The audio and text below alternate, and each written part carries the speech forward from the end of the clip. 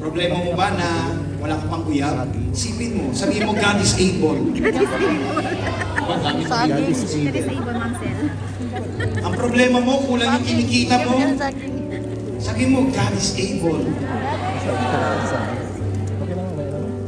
Amen po ba? But at the back, they are all empty. Amen po ba? Ang gaganda ng picture sa Facebook, sa TikTok, sa sayaw-sayaw, pero kinabukasan nagpakamatay. Because unlike this, we look good in the social media. Di ba, sino ba yung kapatid ni Kim? Di ba? Sa... Anak ko. Anak niya. Anak niya pala yun. Oh, imagine, no? Yung anak niya, sikat na sikat sa social media, nag-TikTok, masaya tingnan. Pero, very broken, very empty. Amen po ba? Madadaya natin ang tao, pero ang Diyos hindi natin madadaya. Kaya nandito ka, God wants to fill it. God wants to remold it. God wants to renew it. Amen po ba? Praise the Lord. You are not yet sa ending. God is still working or wants to start with your life today. Amen po ba? Kaya palakpakan natin ang Panginoon. We are ba?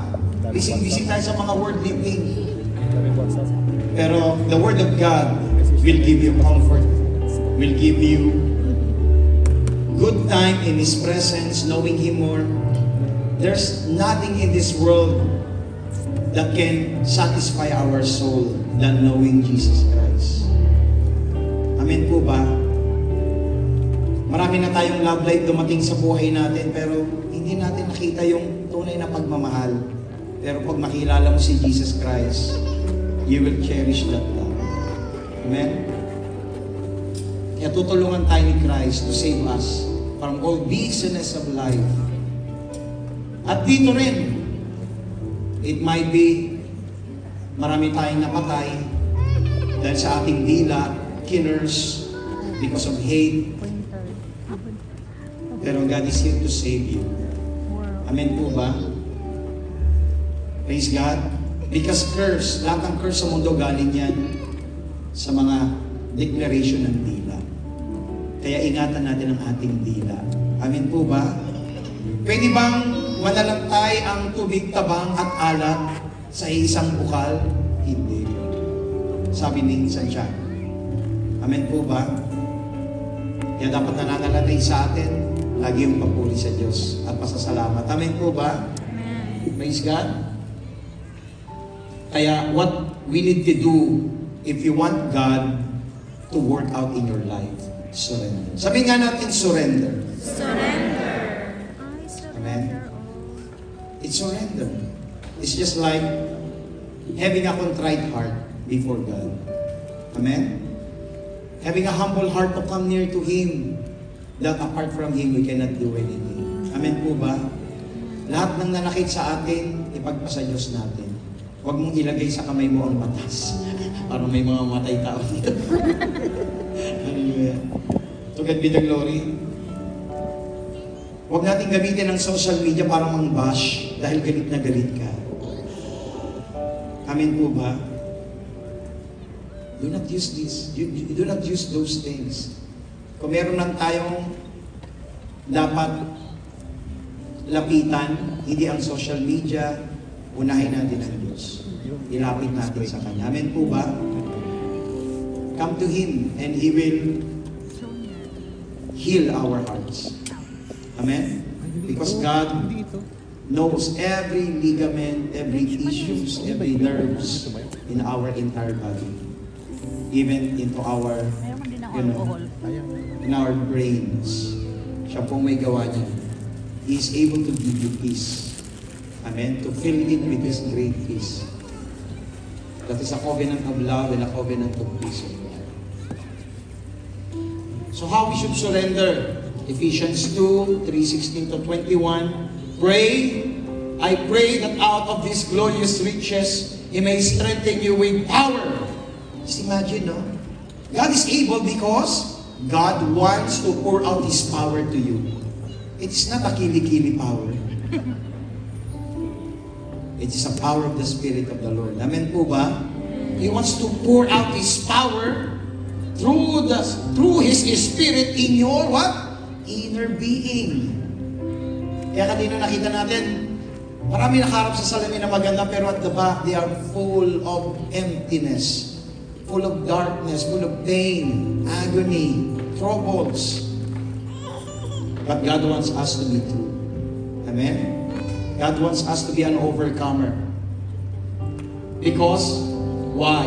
He is willing to give His power through His Spirit in our inner being. Because that is our true self, our inner being. Amen po ba? One day when we die, our flesh will return to dust. And our inner being, our soul, still live, and it will live forever. Amen po ba? So choose which forever you want. Parehong age, heaven and hell. Ikaw na lang mamili kung saang age mo gusto. Amen po ba? Pero kung gusto mo sa heaven, you should have a right relationship with Jesus Christ. Amen po ba? That's the only ultimate commandment of God. To love the Lord with all your heart, with all your soul, with all of your mind, and with all of your strength. And love your neighbor as yourself. Amen? Amen.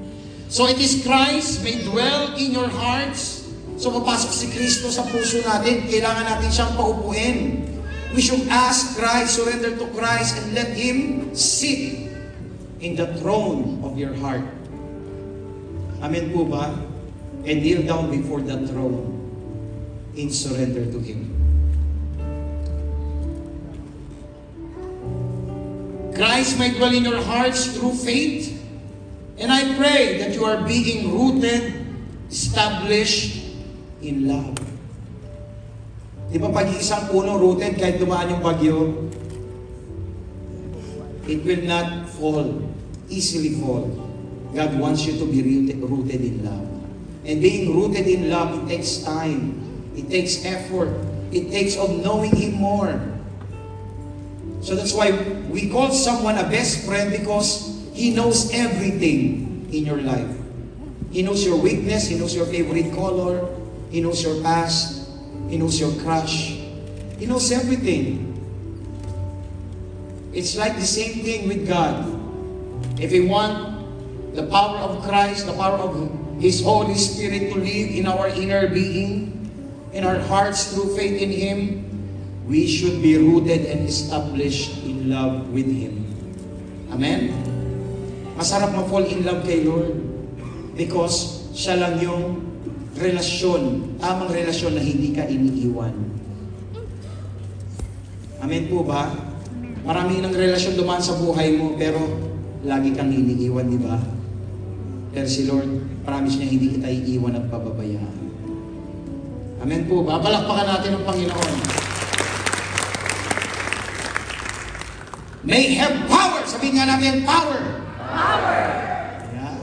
Kaya kailangan natin ng power, energy to sustain us sa lahat ng hamon ng buhay. To every, forms of life, good and bad, tragedy and chaos, you will stay in perfect peace with God. Amen po ba? We have power, may have power, together with all the Lord's holy people, to grasp how wide and long and high and deep is the love of Christ. And to know His love. Kaya kailangan nating malaman kung gaano niya tayo kamahal. Amen po ba? God wants us to understand how much He loves us. How much He loves you. Amen po ba? You are beautiful. You are chosen. Created in His likeness. And to know His love that surpasses knowledge. When you understand God's love, the heavenly knowledge will come to you of who you are in Christ, that you are His kings. You are the lords of the heaven. Amen po ba? and you are His people, the sheep of His pasture, that you may be filled to the measure of all fullness of God. Now, to Him who is able, yan natin kinuha ang ating team. Now to Him who is able to do immeasurably more than all we ask or imagine. Just imagine. What you can imagine right now, you want you to be after 2 years, 3 years, 5 years. Have a right relationship with Christ. And what you imagine in your life, that you dream of in your life that brings glory to God, it will come to pass. Amen. Amen po ba? It will surely come to pass. And that is so immeasurable. We cannot measure it. You ask for a job, but He gives you more than a job because of a good compensation. Amen po ba? He asks you for something, but He gives you more than what you ask. And that is God. When we ask, seek, and knock to the heavens throne, He will give. Yung sinasabing siksik, liglig at umaapaw. Amen po ba? An overflowing blessing of the Lord. Palakpakan po natin ang Panginoon. So remain our mindset, knowing that God is able. Amen? So it is just a mindset. It is a very important decision to each one of us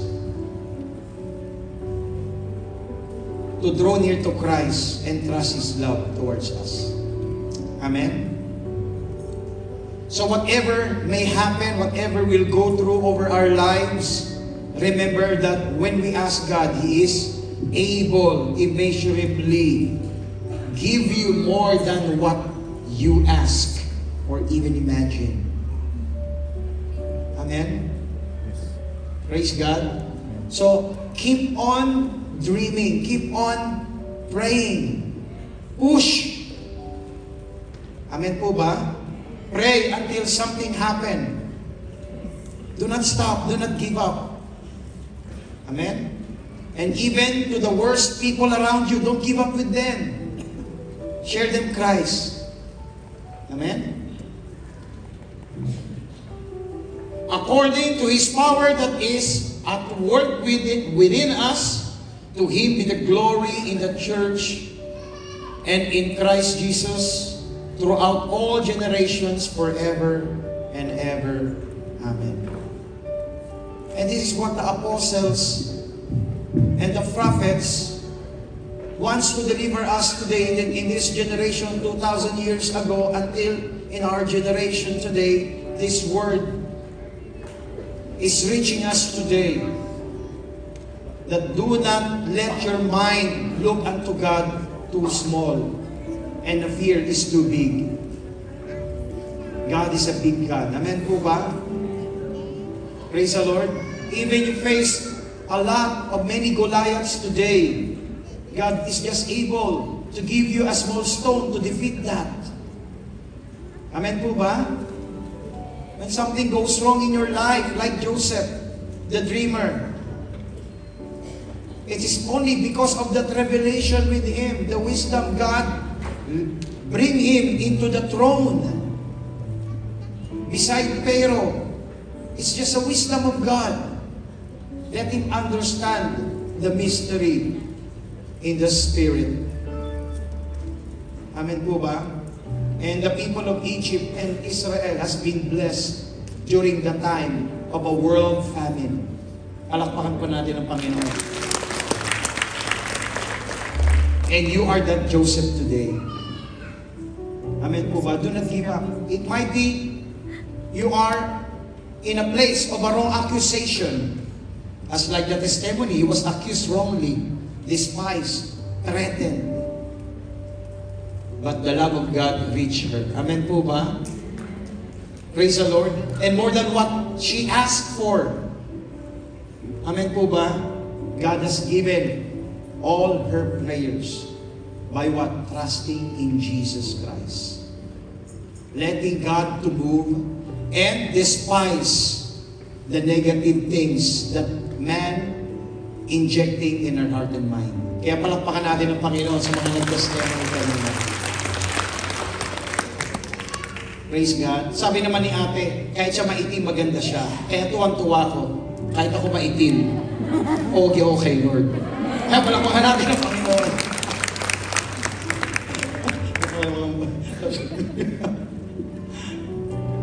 Praise God. Hallelujah. So God is able. Why is able? Joshua 2:24. He did this so that all the peoples of the earth might know that the hand of the Lord is powerful, so that you might always fear the Lord your God. You know, one thing, it's about having a God-fearing heart to receive the power of Christ. As I said, Joseph has no power, physically speaking, but he has a power in the spirit to understand every spiritual things. Amen po ba? It starts in the spirit, then it manifests in the realm of the flesh. He was enthroned in the highest place to save Israel. Amen po ba? It might be your suffering today for something. Amen po ba? That suffering is just a classroom for everyone. Amen po ba? Forget be the glory. Every suffering is a classroom to know Christ and to see what Christ can do in the midst of your suffering.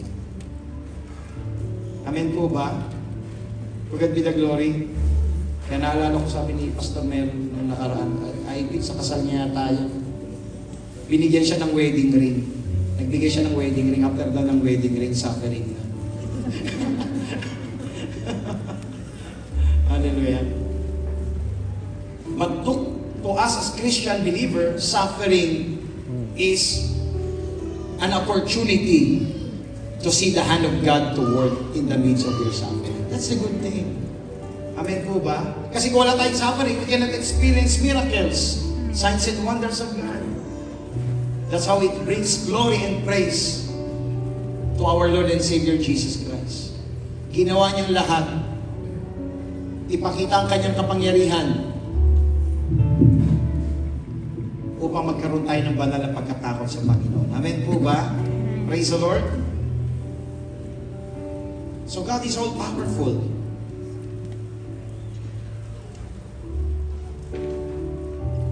First Peter 2:24-25. He himself bore our sins in the body on the cross so that we might die to sin and live for righteousness. By His wounds you have been healed. Amen po ba? Sa ating past, sa ating mga weary bodies, weary soul, weary mind, God is able to heal you. Amen? He's just a prayer away.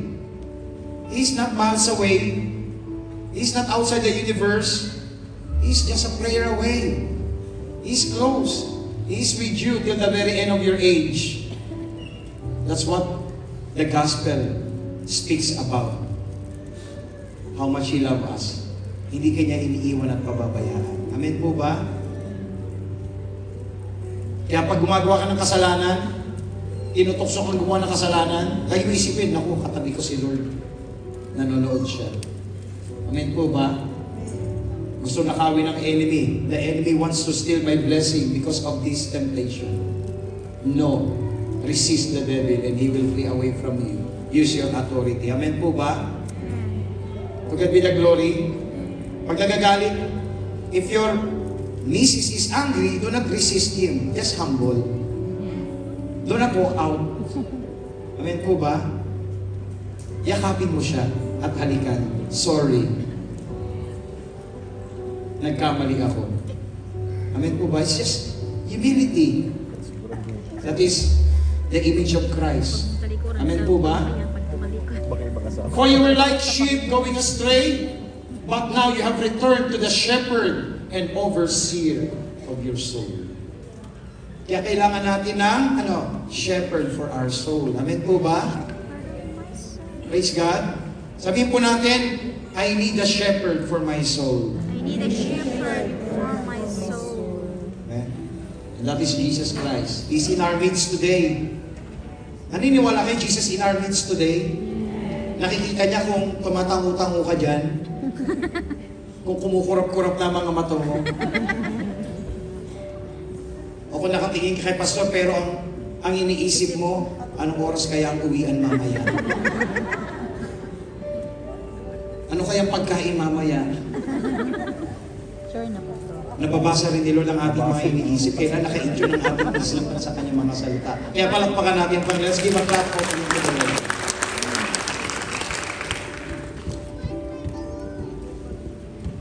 So, we need. God shows His ableness giving us a shepherd. Kaya napakahalaga po. Amen po ba? Parang sa time ni Moses, God used Moses to be a shepherd of Israel. Acts 20:28, keep watch over yourselves and all the flocks in which the Holy Spirit has made you overseers. Be shepherds of the church of God, which He bought with His own blood. And we know the blood of Jesus Christ is a power.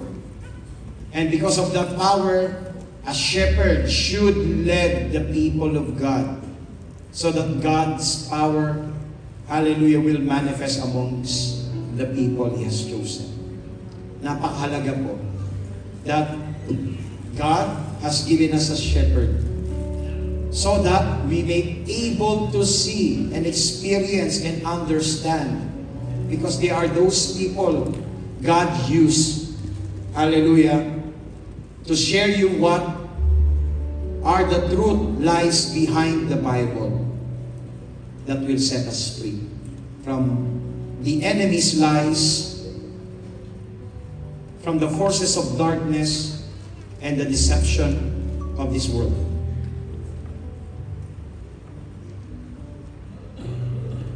Jeremiah 3:15. God will use mentors. Amen? Kaya nandito pa yung mga mentors natin. I-approach nyo po sila.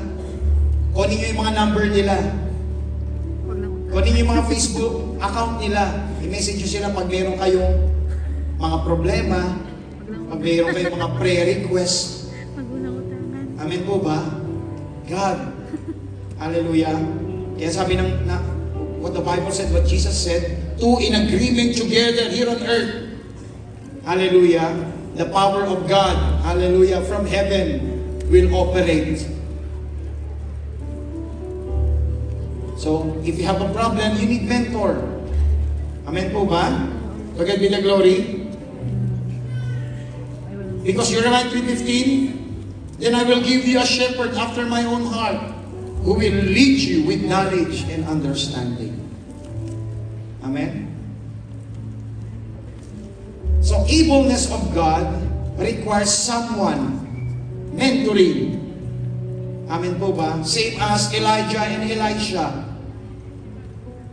God is able to work His power through Elijah so that Elisha may understand the anointing that Elijah has from the Spirit of God. And he asked for a double portion of it. Hallelujah. Praise the Lord. So that signs and wonders and miracles may happen. So it's only willingness is we need to do today. Amen po ba? For us to see the glory of Christ, the glory of our Lord.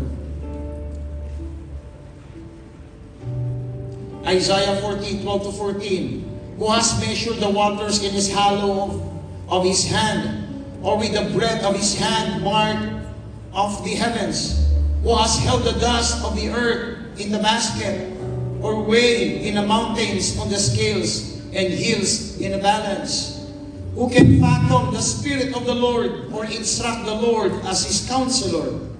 Who did the Lord consult and enlighten him, and who taught him the right way? It was taught him knowledge, or showed him the path of understanding. It is God's people. God will use mentors. Amen? Kaya, palakpakan po natin ngayon ang mga ginagamit ng Lord sa buhay natin. Praise the Lord. Si Sister kanina, ano ba pangalan natin? Sister Jackie, i-acknowledge yung mga nag-mentor sa kanya. Brother Michael, Sister Joanna, Sister Crystal. Because she find comfort to that mentoring. She find peace that she is not alone. Kahit iniwan siya, amen po ba? She find peace that she is not alone. She is most welcome by the Spirit of the Lord through the mentoring. Amen po ba? Praise the Lord. Kaya pasalamatan niyo po yung nag-invite sa inyo today. Amen po ba? Pwede niyo siyang i-treat sa Jollibee. Praise God. Because, why? They put you in a right place to know who you are. That you are so precious, you are valuable, you are powerful within you. There is a power within you that you don't know how to use. Now God wants you to use it. Amen po ba? Keep on declaring. Keep on asking. Keep on praying. And you will see the power of God that will work in your life. Palakpakan po natin muli ang Panginoon. So kung nagre-resist ka, may naghihintay sa'yo na sundo. Huwag kang mag-alala. Makakarating ka. Hallelujah. Kahit anong takbo natin kay Lord, si Lord gagawa pa rin siya ng transport para makarating ka sa kanyang will. Amen po ba? Sinong gustong sumakay? May amen. Dami gusto sumakay dito. Hallelujah. So do not like with Jonah. Even we resist to see all His power, His powerful grace to say, you know, what will be the next. Amen. Magiging Jonah po tayo. So, how God is able to work? He said, when we ask, seek and knock. This then is how you should pray. Our Father in heaven, hallowed be your name. Your kingdom come. Your will be done on earth as it is in heaven. So napaka-simple, no, ng prayer, no? Everyday pray. Don't wake up in the morning looking up kung sino nag-like sa pinost mo o sa TikTok mo. Una kagad tinitignan, no? When you wake up, say, Father in heaven, thank you for this wonderful life, a new life you give me today. I praise you and I give you glory. Let your kingdom come. Let your favor be done on me on earth as it is in heaven. Hallelujah. And ask of things that you want to ask. Amen. Ephesians 2:3-20-21. Now to Him who is able to do immeasurably more than all we ask or imagine. I just repeat it today. He is able to do everything. We just need to release it and surrender it to the Lord. All our cares, burdens, so that we may be able to see the ableness of God in every situation in our life. John 14:14. Basahin natin sabay-sabay. 1, 2, 3. You may ask me for anything in my name, and I will do it. It's a very direct word of the Lord. You ask God in the name of Jesus, and Jesus said, I will do it. Amen po ba? Mapapakanta si Lord. Everything I do, Do it for I you. do it for you. That's how the love of God is. Amen po ba? Lahat para sa'yo gagawin niya. Dahil saan? Sa tamang relasyon. Kaya pag may tamang relasyon ka kay Lord, He will always do everything for you good. Amen po ba? Going back to Jeremiah 29:11, amen po ba? For I know the plans I have for you, declares the Lord, plans to prosper you, not to harm you, plans to give you hope and a better future. Amen po ba? So, do not be anxious. Amen po ba? There is a better future. Amen po ba? God is working the way we cannot see. Amen po ba? For His thoughts is higher than our thoughts.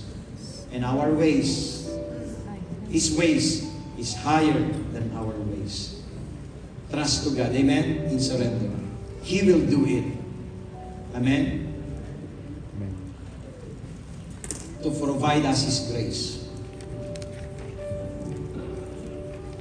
Ecclesiastes 2:26. To the person who pleases Him, God gives wisdom. So paano natin mag-please si Lord?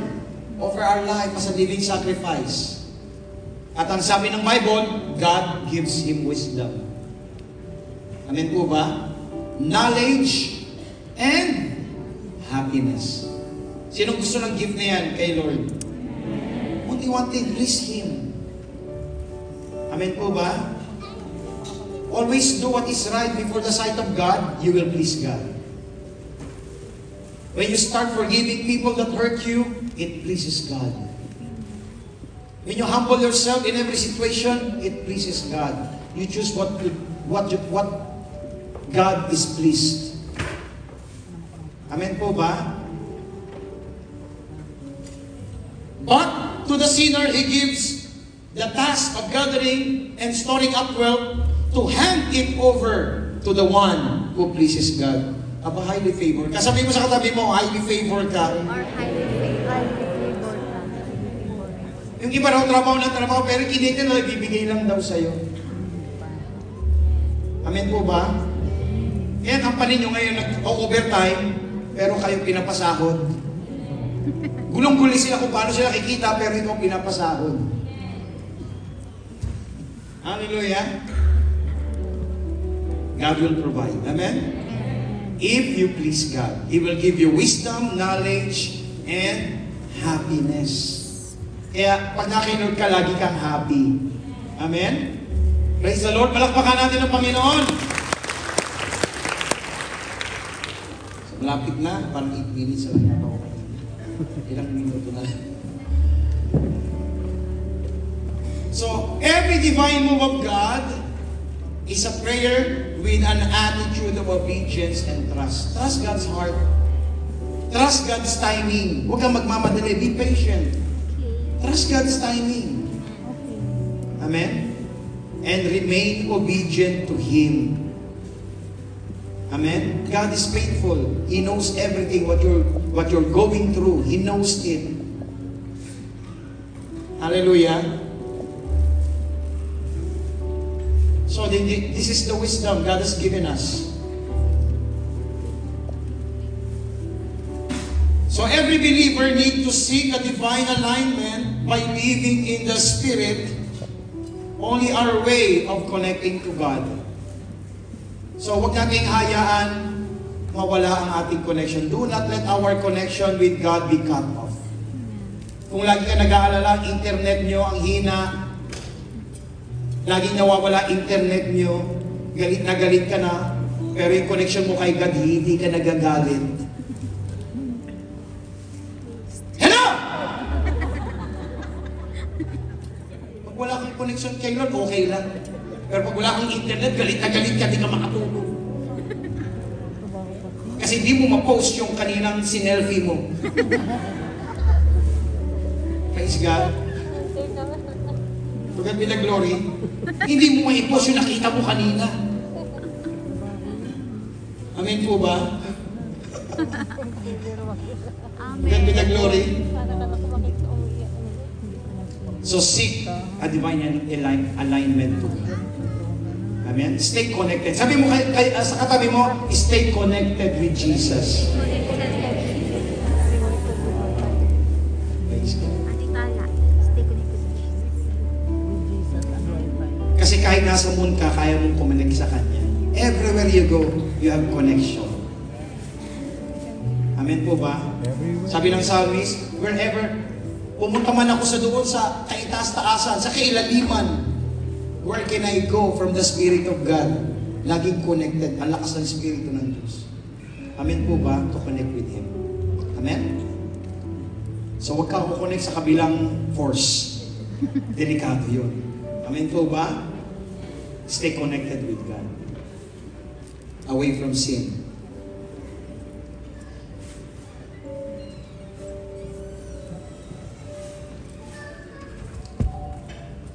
So kailangan let us have a divine alignment through the frequency of God, through the power of the Holy Spirit. Because you are His sons, God sent the Spirit of His Son in our hearts. The Spirit who calls out, Abba Father. Kaya palakpakan po natin si Abba Father, ang ating Diyos Ama na nakataas sa asan sa lahat. Parang mas malakas pa yung palakpak nyo kay Joe Worski, saka kay Puro Ascal. Kayo, parang ang lamya. Kumain na ba kayo?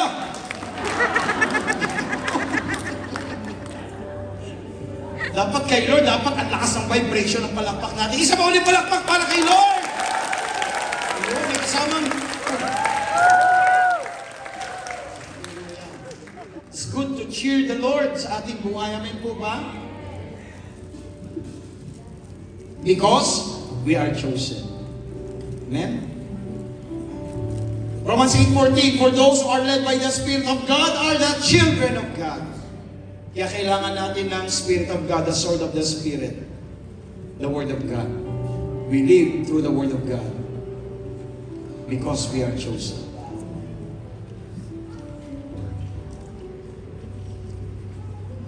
Second Samuel 7:21, for the sake of your word and according to your will, you have done this great thing and made it known to your servant.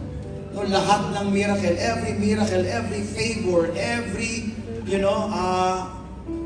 unimaginable signs and wonders and miracle is always behind doing the Word of God. Doing the will of God. Amen. What happened in 2 Samuel? Amen. It is a divine alignment.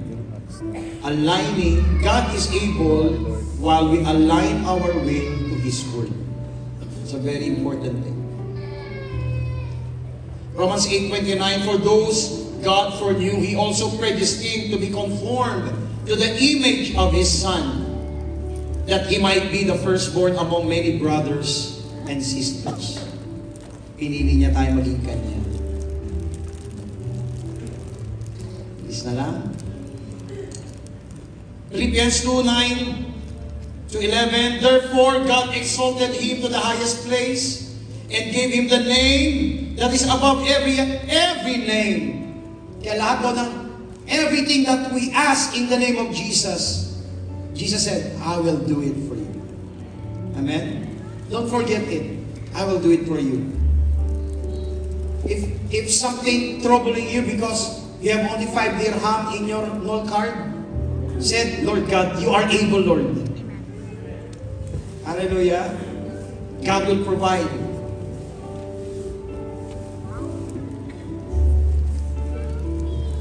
John 14:12-14. Very truly I tell you, whoever believes in me will do the works I have been doing, and they will do even greater things than this, in faith in Jesus Christ. Hallelujah. Greater is He that is in you than he that is in this world. Amen po ba? Sabi mo sa katabi mo, Jesus Christ is in you, the hope of glory. Naintindihan po natin, mga kapatid, people of God. And God is able to give us power in His name. In bringing many sons and daughters to glory, it was fitting that God, for whom and through whom everything exists, should make the pioneering of their salvation perfect through what He had suffered. He suffered so that we might have power in His name. Amen. To defeat the enemy. That's why the Bible said, eto na ang movie ng Titanic, that we might have freedom. to give us freedom from anxiety, fear, trouble, anything. God is able. God is able to work in your business. Why? He will give you wisdom. God is able to work with your children. God is able to give you wisdom how to handle them. God will give wisdom to your parents. Matthew 9:6, but I want you to know that the Son of Man has authority on earth to forgive sin. So he said to the paralyzed man, get up and take your mat and go home. He find freedom and peace to be together with his family in home. He will bring you home in a right place, in a right circle of friends. Because sa panahon natin ngayon, maraming kaibigan, hallelujah, are only just friends for benefits. Pero pag nakailod ka, bibigyan kanya ng friend na hindi kayo iwan kahit sa panahon ng problema. Amen po ba? Gaya ng testimony uli ni ate. Lapit na po. So the power of God will be released. Jesus said, He appointed the 12 that they might with Him and that He might send them out to preach and have authority to drive out demons. So lahat ng nagnanakaw ng anything that we have, it's all from demons. But God give us authority in His name. Start rebuking the enemy that trying to steal your blessing, trying to steal your good health, trying to steal that is worth given by God in your life that can please Him. Amen? He give you His power. So we need to nourish our faith. Dibigyan natin ang ating pananampalataya simula ngayon. Amen? Huwag tayo maging lantang gulay sa pagsaserve kay Lord. Amen po ba? We always do not neglect the gathering of the fellowship together. Amen? Because it nourishes our faith. Then He said to them all, whoever wants to be my disciple must deny themselves and take up their cross daily and follow me. Amen? Let's follow Jesus Christ. Follow His step. Luke 9, 1-2, Jesus sends out the 12. Then Jesus had called the 12 and gave them the power and authority to drive out demons and cure every diseases. So pwede tayong gamitin ng Lord para mag-heal ng ating mga kapwa. Amen po ba? Lay your hands to your children. Lay your hands sa inyong mga asawa kapag sila may mga nagkakaroon ng problema, may mga nagkakaroon minsan ng anxiety. Lay your hands to them. Amen po ba? Sa inyong mga anak, lay your hands. To God be the glory. Because God has given you power.